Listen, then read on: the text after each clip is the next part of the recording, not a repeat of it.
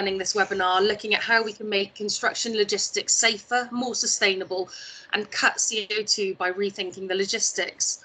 We've got Michael Barrett, the Development Impact Assessment Lead at the Transport for London, who'll be taking us through his ideas and thoughts. There'll be a chance for questions following Michael's presentation. If you do want to interact as well and leave some questions for us to tackle in the comment box, please do that as well, and the session will be recorded. So as a background, Michael currently leads a team that promotes innovative and pragmatic approaches to reduce the impacts from London's major construction projects. Michael has over 30 years experience within the construction, haulage and security industries. Some of the associated roles have included HGV driver, frame worker and security operative until fitness caused a surge in academia.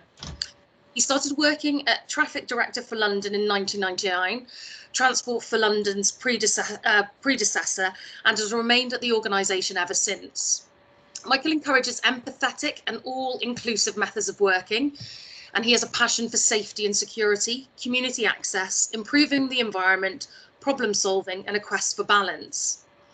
I've been told that one of Michael's favourite quotes is from Desmond Tutu: "Do your little bits of good where you are. If those little bits of good put together, it's those little bits of good put together that overwhelm the world."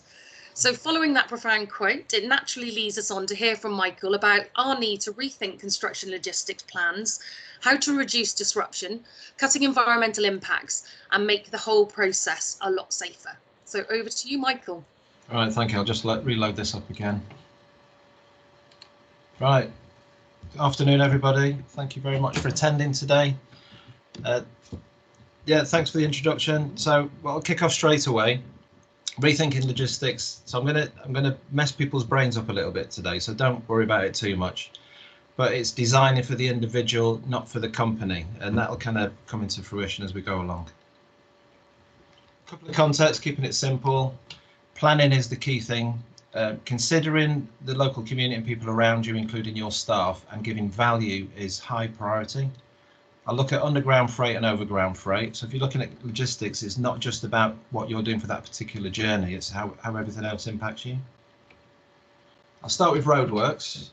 This is just a little example of one particular power station that feeds other new sites. And because the sites haven't come online, we've got to consider planning for that in advance. The biggest headache we have is developers leave utilities to the last minute. And if you're digging up the roads, it means you're causing delay for everybody else, and including freight. Now, things that we forget about, if you're looking at carbon footprint, so I'll start with the 20%.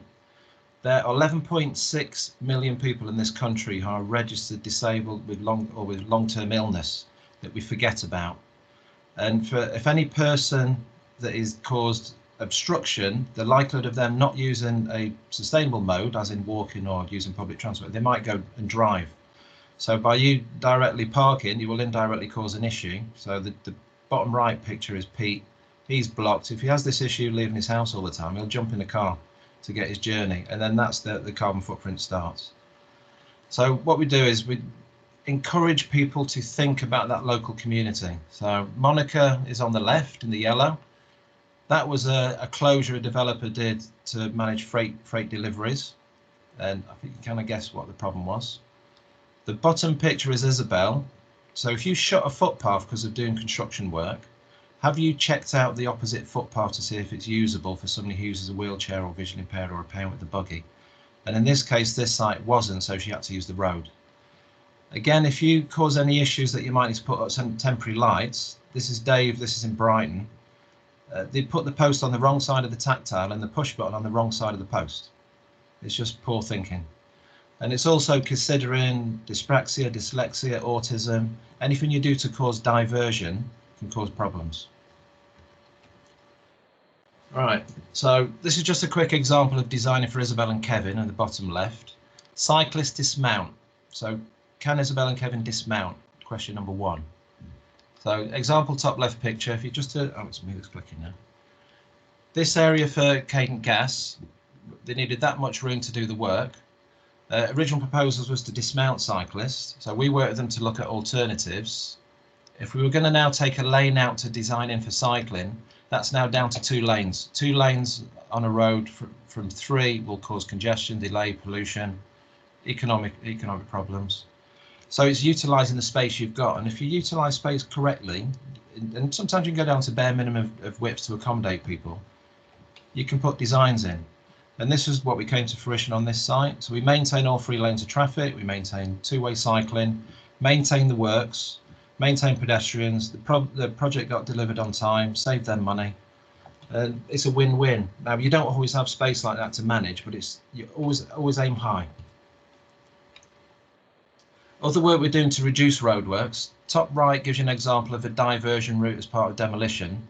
Now, if you're digging up all that road, that'll probably take you a few months to do and cost. So we work with the developer and the local highway authority, that's include, Southwark Council, to look at tunnelling. Yes, it's expensive, but it saved a lot of time, a lot of money. And they got a lot of kudos, the developer, for doing this. So the yellow line just gives you a rough example of where they tunnelled through.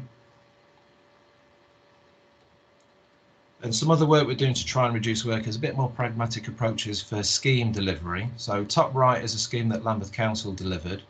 Underneath that is empty infrastructure to accommodate utilities' future demand. And by doing that, you wouldn't have to dig up the road or dig up the cycle track to get your access for your cabling. Another example on the left-hand side is in Vauxhall. This is the linear walk, which is like a park walkway in between sites. And that's now had a good chunk of empty infrastructure to help accommodate the area.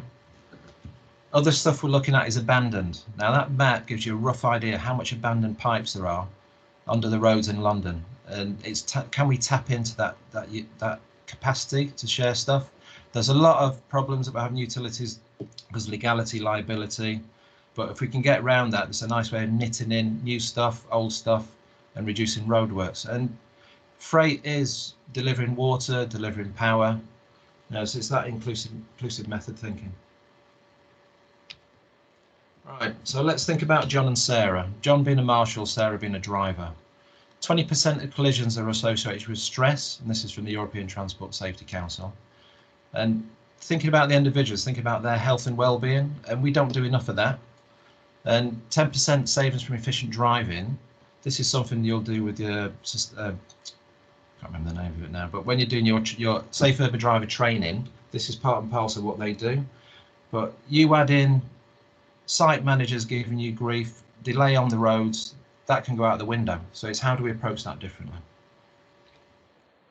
Showing the benefits is the challenge. So this is some of the stats that we're using. At TfL, we've come up with an algorithm to show the network benefit of taking an HGV out of a queue, which is £3.98 per kilometre. That includes pollution. Now, the pollution of 28 pence a kilometre is the impacts on the NHS, because there's a lot of the long-term impacts of pollution is fatal. Collision risk, bus revenue, fleet costs, running costs, time being the most important thing we have. And then we've got stuff from the EFT and DFT on factors and the idling costs. Now, I haven't put in the pollution from the idling because it's always a bit problematic to do that figures. And the graph at the top shows the red line will continue upwards, so anything idling would tend to be polluting more. So the quick win for us is if we can help promote crush materials on site, you don't have to have HGVs on the road. And this is an example in the yellow circle of a site in Blackfriars in Southwark, where we work with a client to crush on site. Now, one of the problems with crushing on site, yes, they produce dust and noise, but it impacts on local community.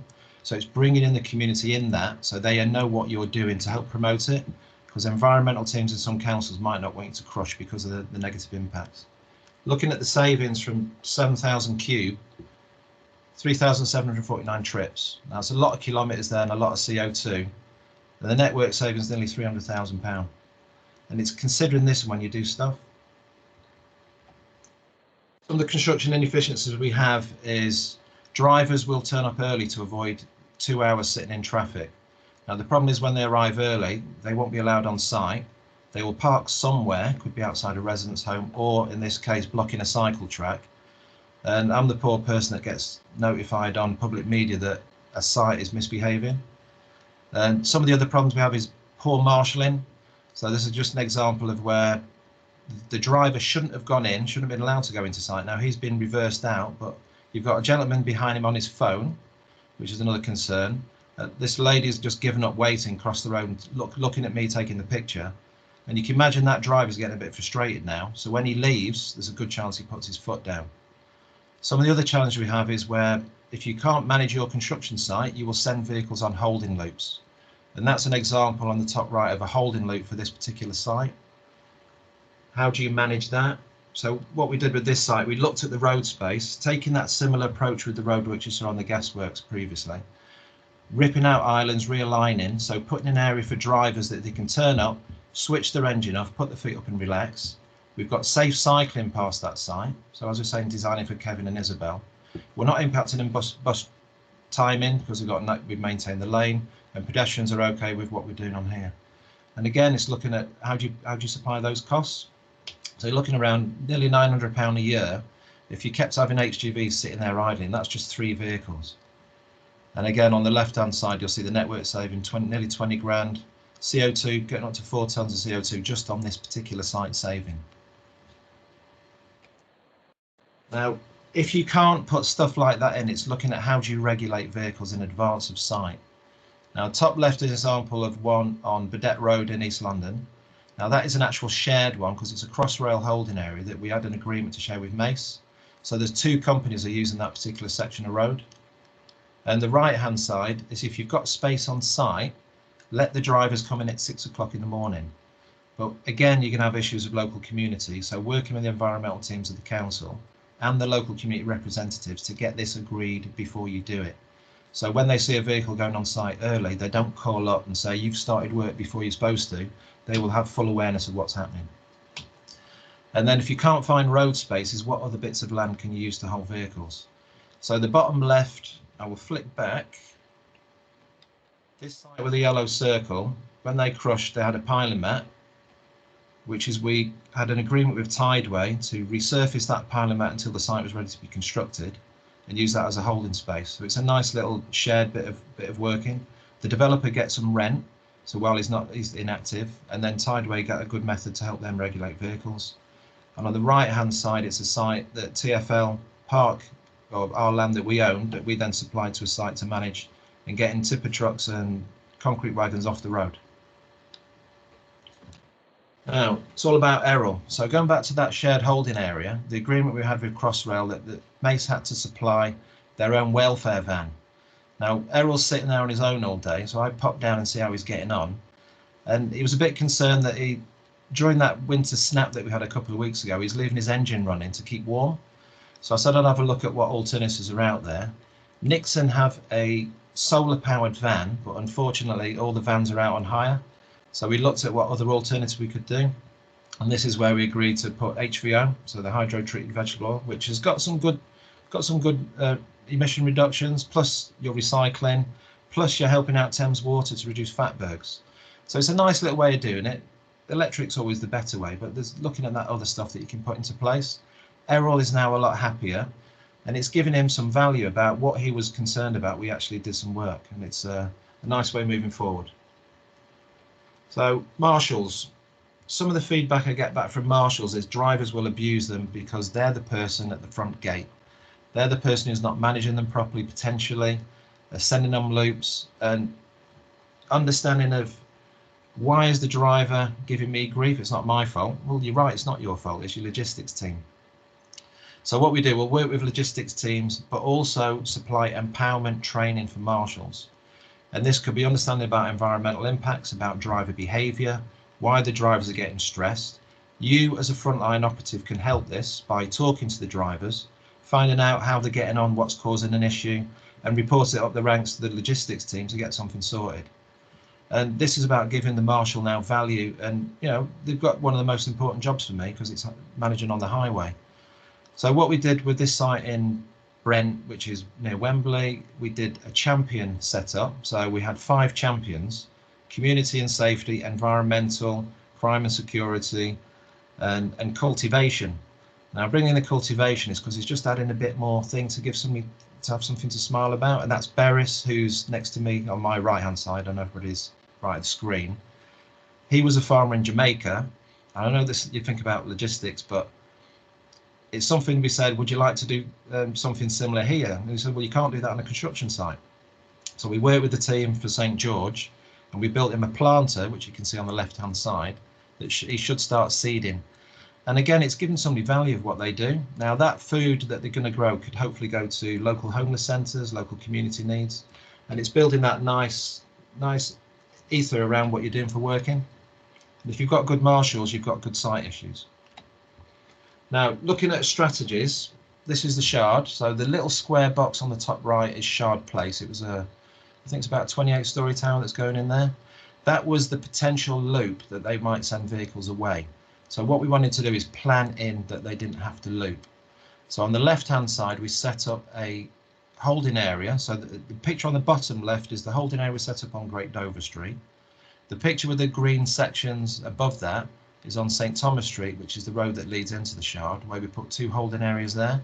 So vehicles go to the bottom holding area first, switch off, get called to the next holding areas, arrive there, switch off, get called into a neutral zone, which is the area where you can see the pedestrian barriers coming across the road. That then helps around 30-second time per vehicle to access site, and the drivers will be aware that there should be no pedestrian, cyclist and other vehicle competing with him for that space. What also we do is when we look at holding areas, talking about sharing, is if you've got peaks and troughs in your deliveries, you'll find that the holding area will have space for another site to use.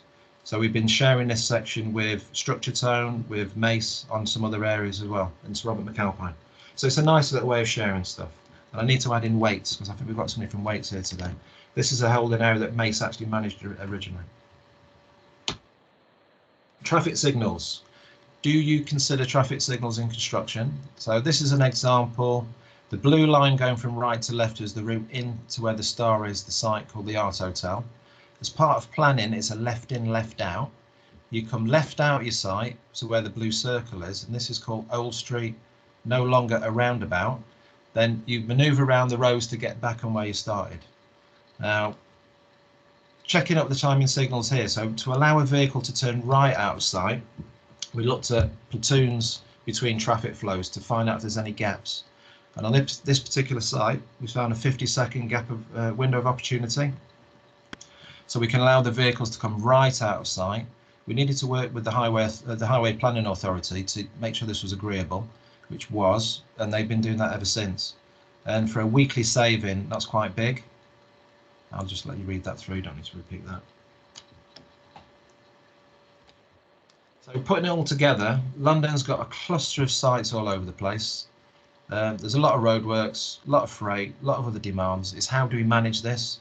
So we've been setting up working groups for each individual cluster, and that looks at coordination, if we can do these strategies, sharing opportunities. We also monitor a lot of sites as well. So for the councils that are here, it's how to look at stuff and what to consider, but also bringing the local community and local business, because these are all impacted by what we do. And emergency services. So you can imagine all the roadworks and traffic, how that causes delay in response times. Now there are methods that we can do to help that, but I haven't brought that today because we're more focused on the logistics side. Which brings me to sustainable transport. So the Mayor of London's looking or aims to reduce vans and HGVs by 10%. 221,000 registered vans, so that doesn't include the stuff that comes in.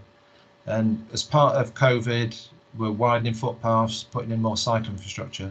That is not just London, that is nationally, which causes constraints on the roads, which means if there's constraints on the roads, we have to be more resilient with our transport movement. So looking at the vans, this is what Jack Leonardi did at Westminster, did a lot of research on this. 65% of vans are potentially idle, empty and stationary. Now, for example, if you've got a fleet of 10 vans, imagine 2 of those are doing a little bit of work, another 2 a little bit more. There's potential to reduce that fleet if you consolidate more your loads, or reduce your fleet slightly and potentially use another mode that could fill in that gap. Which are cargo bikes, which is there's a few people on this call today that are very interested in this mode. Now, looking at that picture there, we've got a cycle route with a lot of vans. If you could remove some of the vans, that would free up capacity of the junction. The junction would run better for the HGV drivers, and a lot of sites, as part of protection of programme, will put extra vehicles on to manage the demand on the road. So if we can reduce the need for the extra vehicles, you're actually reducing the HGV by having a van changed into a bike. So this is all the thinking around that. There's 2-wheel, 3-wheel, 4-wheel, 6-wheel, different variations of bikes that we're looking at. One thing to be aware of, for a cargo bike to use a cycle lane, it has to be considered a cycle. And if it's got electric assist, it's 250 watt max output, pedal assisted. You can carry loads up to 140, 160 kilos upwards if you've got trailers as well. And what I've mentioned before is these can use the cycle infrastructure. So what we've been doing at TfL is promoting this. And with the industry being a hard industry to kind of negotiate with certain things that they're not used to, it's been quite challenging. So for the last 3 years, we've been introducing bikes to a lot of companies. And the best way to do it is if we do it ourselves. So the left-hand side just gives you an example of delivery of hydrogen cylinders to a site in Highbury, which is up near Arsenal's ground. And that's gone quite well. So we're now looking further into this as part of all TfL projects. Bottom right is an example of Lambeth Council. That's me delivering for them to give them a little trial, see what it looks like. And the top right is another example of where, if sites aren't comfortable doing it themselves, we do it as a shared method. So there's 3 constructors there that are sharing a bike to do multi-deliveries over a 2-wheel trial period. And it's a nice way of doing something. So yes, it's great for certain bits of PR, but then how can you incorporate it into your business? So the yellow line shows the River Thames. It also highlights Cycleway 3, which is a 2-way cycle track that runs adjacent to that. FM Conway have got the project to do the illuminated river, which is all those bridges. So during a meeting, we asked them, would you be interested in deliver by bike? You can't deliver by bike. I says, what do you mean? He says, yeah, they can't carry the stuff we want to do, and we do it in a van. So I said to the 2 leads, all right, do you want to have a try of a cargo bike? And I give them the dues, because both of them got on a cargo bike. We had a little ride around London Bridge, and the smiles that came from riding the bike was fantastic. And Adam, I'll drop his name, which is the far right of the picture, he just had so much energy on this project. So we said, what can we do next? So we did an off-road trial, looking at what kind of weights the bikes would carry, but also all the stuff that they would potentially deliver to each of the bridges. So we trialed out carrying those. We then looked at some of the challenges. So not all cycle infrastructure can accommodate a cargo bike. We've got going from left to right on the top. This is in Vauxhall. The chance of a cargo bike coming into conflict with approaching sites will be really high because of such the tight bends. We've got stuff called hostile vehicle mitigation, which is anti-terrorist measures on a lot of the bridges. They've got a maximum width of 1.2 meters. Some of the kissing gates on some of the quiet routes, and this is just an example of a gentleman having to lift his bike up. You will not be able to do that with a fully loaded cargo bike. Winter is a challenge. Additional route, so you've got 2,000–3,000 cyclists in the peaks to compete with.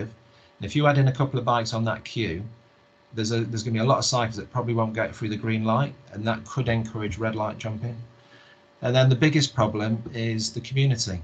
So as I've talked about disability, visual impairment, mobility impairment, people just stepping out, there's more likely to people stepping in a cycle lane than there would in the road. And then if you've got 270 kilos doing nearly 20 miles an hour, there's another potential for concern. So it's how do we round this off? So with FNCOM, we did a route and risk assessment of what they could do. So trying to look at reducing the amount of road. And it went really well because it's quite easy for them from Old Kent Road up to site. They've more or less got 90% of cycling infrastructure. I left it with Conway, and within 2 months, they bought 2 bikes. And since they got the bikes, this was up to January, end of January this year, they'd done over 5,600 kilometres. Now I've based the pollution output on a 3.5 tonne van, so you would have to lower this, just gives a rough idea. But a tonne of CO2 just by using a bike. And delivering, yes, you need to understand what you could get on the bike, and this just gives you a couple of examples. So delivering to multiple sites is one thing, but what about if you've got a construction site that's got a lot of HGVs? And one thing is bikes do not mix very well with HGVs. The example here is Hackney. It's called the Britannia Sports Centre, which is the blue block on the left-hand side. So we've worked with Hackney on I would say this is a logistic exemplar. So we've had freight routes around the site. So on the pictures, the green hoarding, Behind that is where the lorries go. Because it was a very busy cycle route, the remaining bit of space would not be able to cope with two-way vehicles and two-way cycling. So 2 road closures are put in to manage cycling. And if you're managing cycling that way, it's easy to have a cargo bike delivery because you've got the cycling infrastructure to cope with it. Once you get to site, is how do you then accommodate bikes and HGVs? So we've given marshals training on how to accommodate the bike, so they know what they look like, how they have to be considering the rider, because the rider's got to carry a load, but then also looking at a bespoke area that we can put a bike in. This was one we did with a bespoke sign and just using a part of the footway that was closed, and it's a dedicated area for the bikes. Nice easy way to do a full package of measures. So taking it forward, there's a lot to consider when you want to do this, is to make sure you do it right. So we've set up a working group that people on this attending on this forum are allowed to join, just to get to see the dynamics. This gives you some of the example of the people we're working with. We're also working with Met Police to make sure it's done to standard, because there are a lot of concerns with Met Police and how bikes are being used at the moment. We've been looking at the training consistency.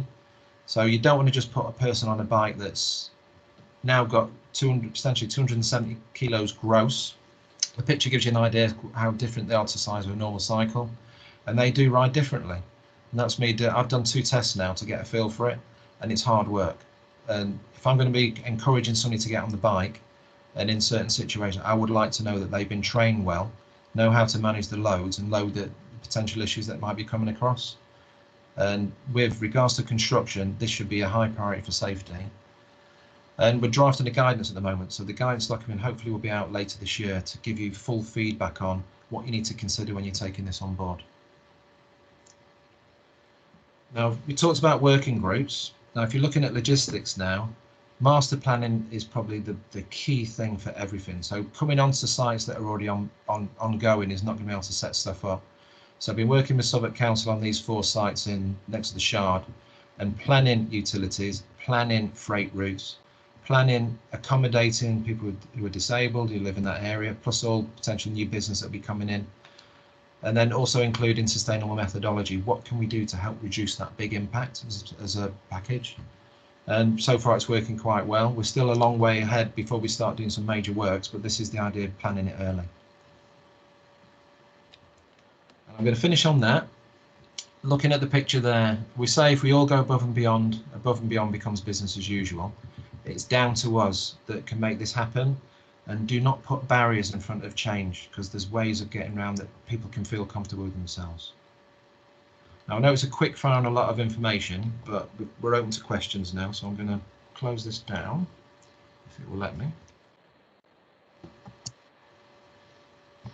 Thanks, Michael. You know, there's a huge amount of food for thought there, and great to hear about the innovative ways you've dealt with such a diverse range of people really within our communities, and how we can cut down CO2 using bikes, etc. It would be great to hear from the floor. It would be great to have an interactive discussion as well with the points that Michael have raised. One of the key things that comes to my mind, if I can ask this to start things off, but how easy and accessible is it to get hold of things like HVO and the cargo bikes? You know, what are the challenges around that if we want to implement the ideas that you've shared with us? Right, so HVO, it was quite, because I'd looked at biodiesel before, which is not as clean as the HVO. The HVO is kind of new to me from probably 2 months ago. I was aware of it, but I'd never really got involved with putting it in. So that's only just been recently been put in for Errol. But there's a few, I've got to be careful on naming over it, but there are a few companies that supply this. You do have to get agreements with the vehicles it's going in. So Nixon agreed that they could use HVO in their vehicles. That has to be agreed. So if you were to lease a vehicle, you have to make sure you check with the vehicle who's leasing to you that they agreed to use that kind of fuel. It is a little bit more, what's the word, a bit slippery, so it runs better, especially for idling. But yeah, for that bit, it is ready available, and they can deliver it to your sites in trucks that are run on HVO. With cargo bikes, London, we've got quite a lot of cargo bike companies that sell, and a lot of these will give you free trials. So, for example, with Structured Tone, because I've got Ryan online, and there's a few, I believe, from O'Neill and Brennan, where we've done numerous free trials to get people enticed into the idea. Now, if we're going out for Wales, you'd have to look at local cycle companies to see who actually does sell, or contact people like Rally and some of the other suppliers that got the bikes. Urban Arrow's another one. And I'm sure they'll be able to get a bike over there for sites to give it a go. Thanks, that's super, that's great for clarification. I've got again, please encourage any questions that you've got from anyone that's joining us today. You know, raise your hand, I'll bring you in, or put something in the comment box. Have I got anyone, or I can ask another question? I'll ask my question and we'll see what comes up. But what about speed, efficiency and costs versus CO2 gains? So cynical construction types want the alternative options for logistics to add up. So that was just a question about that. Is that? Speed, right. Well, speed's not a nice word to use because speed can be contributing to safety. Okay. Efficient, I would say efficient approaches of stuff. So if you're thinking of the holding areas, so what a lot of sites, because London's so congested, a lot of sites can't manage the vehicles anyway. And when you've got certain supply chains that are given a booking slot of between 9 and 12 in the morning, they'll turn up, be told they can't come in to get sent off. So it doesn't matter how fast they go, it's gonna be wasting time. So the more regulated it is, that would help with speed. But this is all part of the logistics package. So the logistics management team of each site should be incorporating this kind of thinking. Because if that's your self-employed, that's your business, any delay for you during that day is going to cause a bit of a problem. But knowing ahead of what's expected of you to get to a site should give you a bit of confidence how you can allocate your time in that day. Okay, thanks. That's super. I've got Ivor wanting to ask a question. Can I bring you in, Ivor? Hi there. Hi. Let me just put my hand down if I can. Great. One of the things Michael was talking about, cargo bikes, particular interest of mine. It's not just about acquiring the cargo bike. There's a whole load of other considerations which are all addressable, like training the riders, getting the insurance, getting maintenance in place, and these are all issues I'm not raising because they can't be solved. They can be solved. There's a lot of information on the Energy Saving Trust website from when they ran the cargo bike grant scheme for the Department for Transport, and a lot of learning has come out of that. And I'm sure Michael can point you at the relevant sources. So yeah, there are broader issues, but they're definitely doable. That's all I wanted to say. No, thanks, Ivor. No, because Ivor's with me on the working group, and he helps guide on a lot of stuff that's happening in the UK as well as Europe. But yeah, there's a lot you've got to think about. It's not like buying a bike that you can just jump on the road. And not everybody would want to. If you've got a van driver, he might not want to get on a bike. So you do have to find the right kind of person to do that role. And it's set in place. If you've got a van, you've got to make sure it's maintained, make sure it runs safe. Make sure, you'd normally have to get it taxed. With the bike, you don't have to tax at the moment. But yeah, no, he's right there. Super. One of the things that I'm thinking as well is, you know, your role is fantastic to be able to implement all of these fantastic ideas and make them practically work. So are you aware of any other councils or transport authorities who employ somebody like yourself? You know, and I'm just thinking, you know, specifically from a Welsh context, you know, you're in a great position. Do you know of others that have somebody of your position? There should be some people on this line. Is Stuart Wriglin on here? Okay. Hopefully he's signed on. He's from Southwark Council, so he does something very similar. Stuart, you there? He did tell me he was going to log on. Maybe he had to get called off. But yeah, there are people in the office. They call them. They've got different names. So there are network impact engineers, network impact planners, okay, development control. There's different titles, but a lot of them will look at how sites are managed. Super. Okay. Yeah, you know, it's something that we would obviously love to see here in Wales. So I was just wondering whether or not we know of any of those that held those positions. I've got a couple of questions from Andrew. So Michael, do you see a role for builders merchants in distributing materials, and what have HSS and Speedy Hire been doing? Right. So, oh, Andrew, oh, it's Andrew, yes. I think he's leading this question a little bit here. So one of the big things for a project is cost. Everything's about money, which is pretty painful. But if you ask, say for example, I talk to, let me just use an example, structure tone or weights. And if I say to them, I would like you to start delivering by bike, they'll go, well, what does that cost? And because if we're going down the supply chain haven't got bikes, so they will ask another contractor to do the delivery, which is an additional cost. So getting the supply chain involved in this and having their own bikes in their fleet is really high priority, because then they can deliver at the cost that they're doing from before. Speedy have done, crikey, nearly 100 deliveries by cargo bike. They haven't purchased their own bike as yet, but I'm working hard on that. HSS should have one in their yard now. So this, once you'll get one getting them, hopefully there'll be a domino effect that all of them think, hang on a minute, he's doing it, I better get one. Or sorry, they are doing it, we better get one. And that's what I'm hoping. So yeah, HSS, you'll start seeing a logoed supply chain bike running round. So that's the answer to that one, Andrew. Super. Just give us a wave if you're happy with that answer. There's another one that we can lead on to as well. Quite a few examples you've given are larger sites. Are there any jobs that lend themselves to more use of bikes or changes to logistics?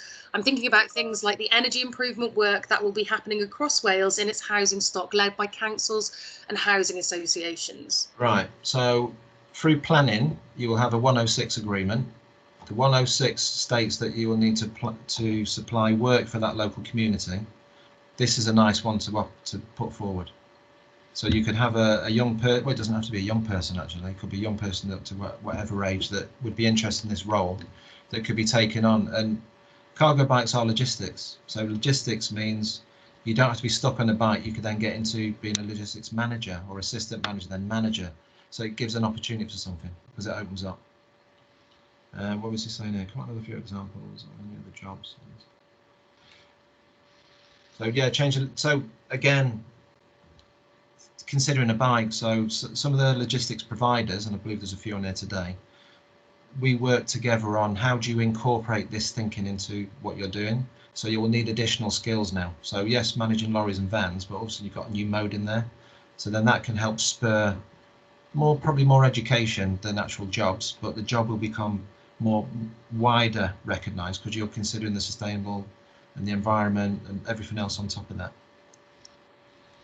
I think if that answers, and I'm thinking like energy improvement works across Wales. So what's this one then? So what are you doing in Wales with energy improvement? It's put at the bottom. Might need to expand on that. Okay, we'll see if Andrew can. Yeah, hi.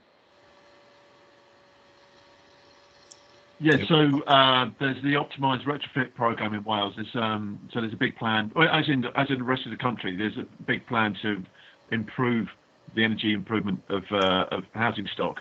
Now that's going to be done by small builders, medium-sized specialist firms, builders merchants are going to get involved with it. It'll mean lots of short journeys of vans moving materials around, insulation, that kind of thing. It could be a big part of the kind of building back better recovery.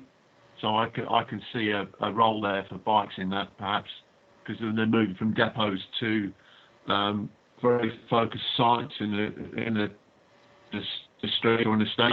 That's what I'm driving at. Yeah, no, it gives a lot of opportunity. Also entrepreneurism. So if you can't afford to spend 30-40 grand on a van, you could spend 5 grand on a bike.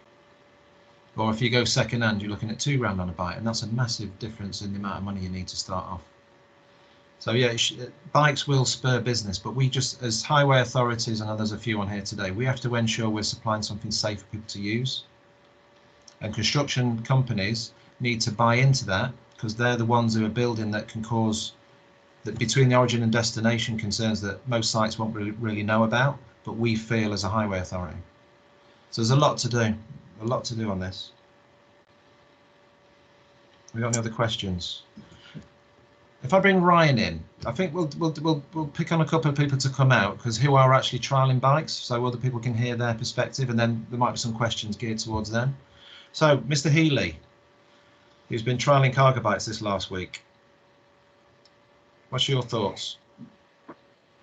It's very good. You cut out a little bit then, but we've been trialing the cargo bikes with Mace and with Sir Robert McAlpine, and it's working really, really well. So far, we've actually started picking up materials, recycling, doing sort of like food collections, some food bank sort of drop-offs, which have been fantastic. So it's really starting to work quite well.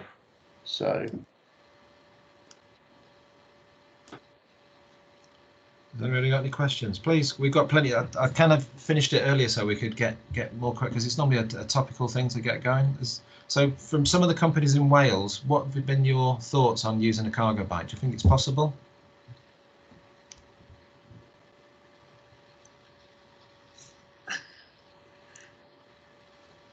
What we got on here that can come in on this? We've got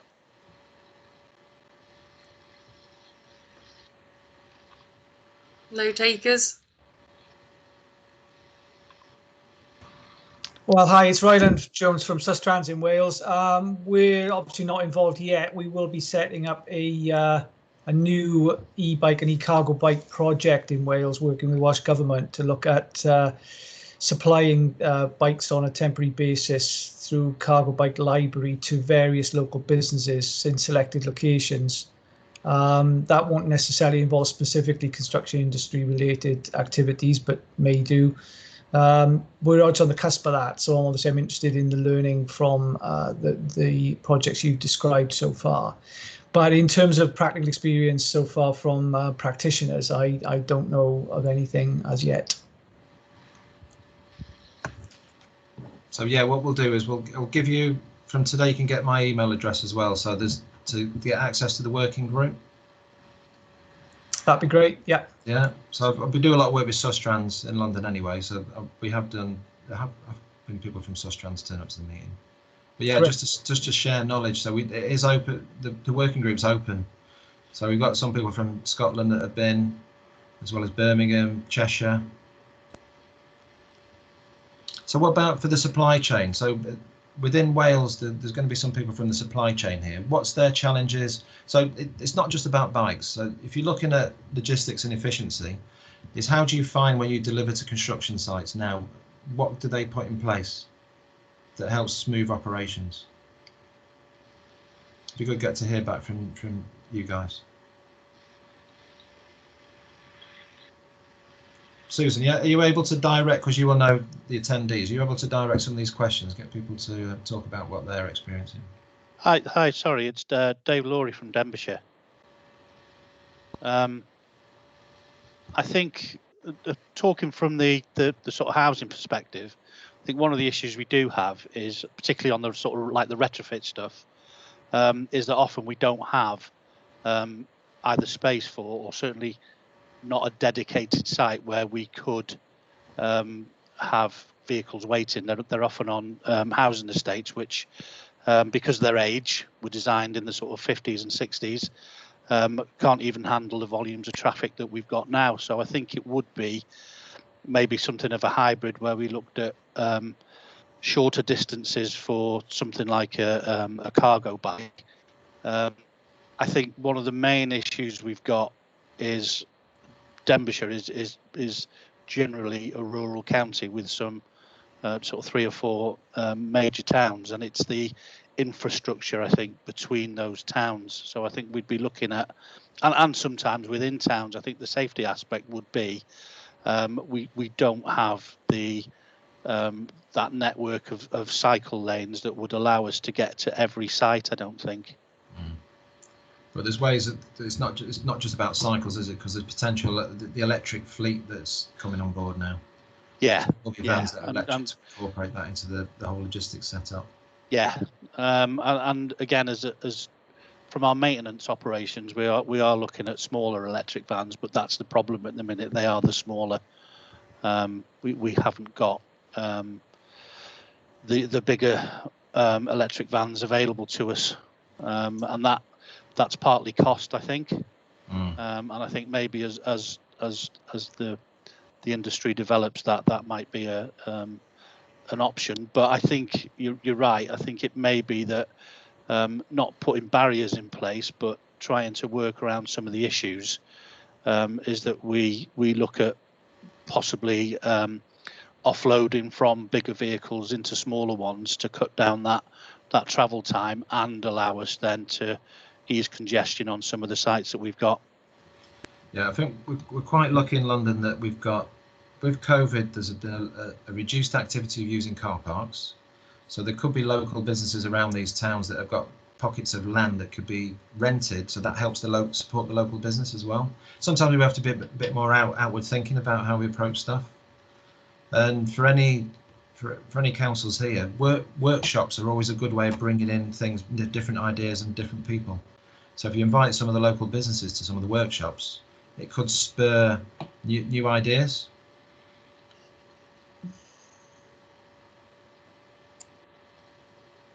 Has anybody got any other concerns? What about so just touching on local community, because for me, local community is the heart of what we should focus on. So how do you approach with the 20% I talked about around your works? And this is aimed at a couple of constructors and the councils that are on here.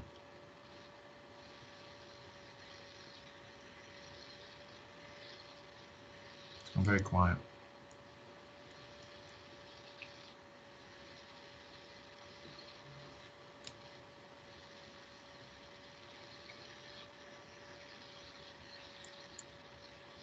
Okay, it doesn't look like Very there's any quiet. People shy. coming. I know. Is there anyone else on the call from local authority or anyone that can share their viewpoints? Hi, Gordon. Yeah, can I bring you in?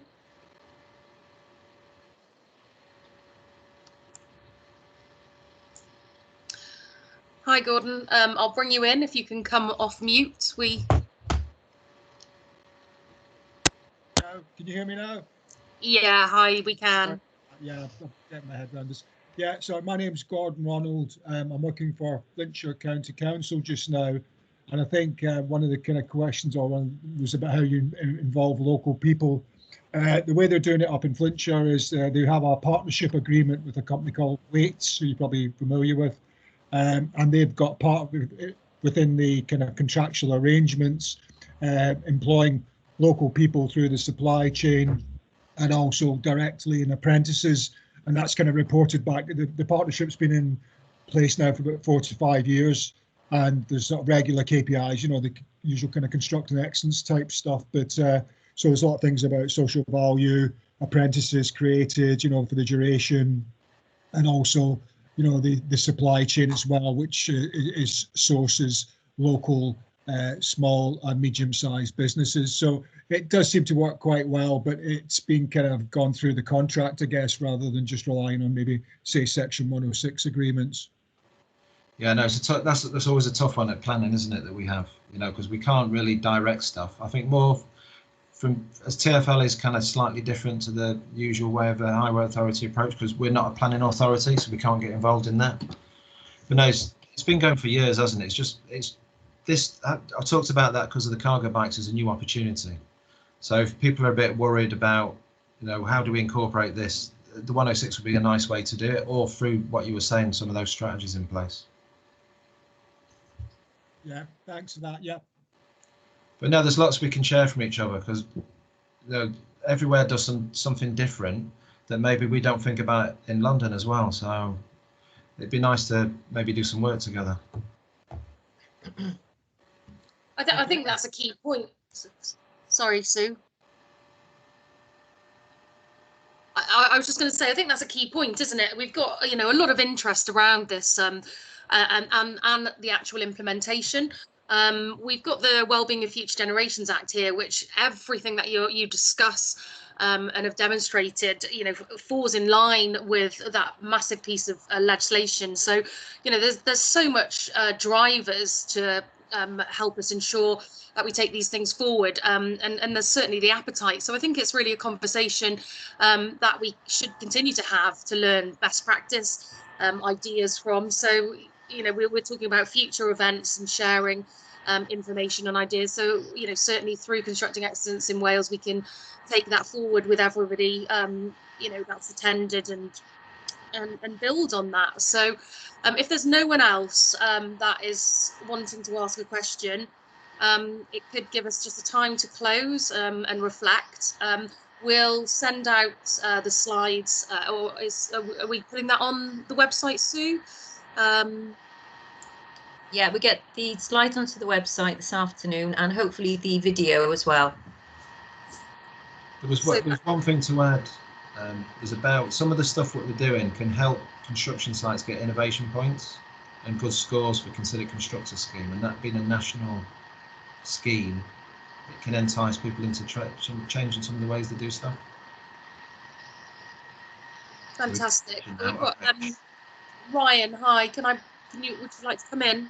Yeah, I was just going to say, if anyone wanted to get in touch about the sort of trial that we're currently doing on site, be more than happy to sort of take any sort of questions and help anyone that sort of want to know a little bit more.